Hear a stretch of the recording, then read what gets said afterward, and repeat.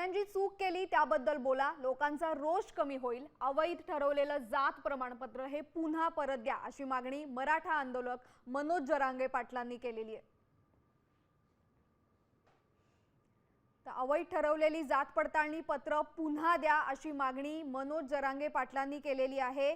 त्याच्यामुळे जी चूक झाली ती सुधारा, लोकांचा रोष कमी होईल असा सुद्धा इशारा जरांगे पाटलांनी दिलेला आहे। आज उपसमितीची बैठक आहे, त्याच्यावर त्यांनी हल्लाबोल चढवलाय।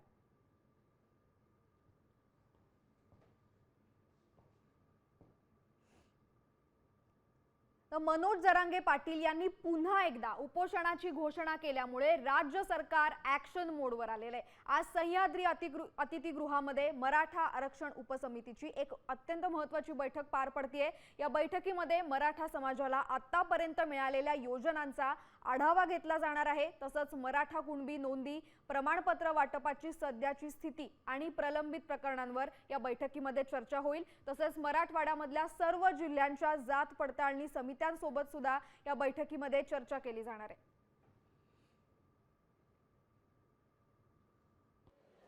साम टीव्ही मी नेहमी पाहतो, त्यावर दाखवलेल्या बातम्या रिलेट करतात।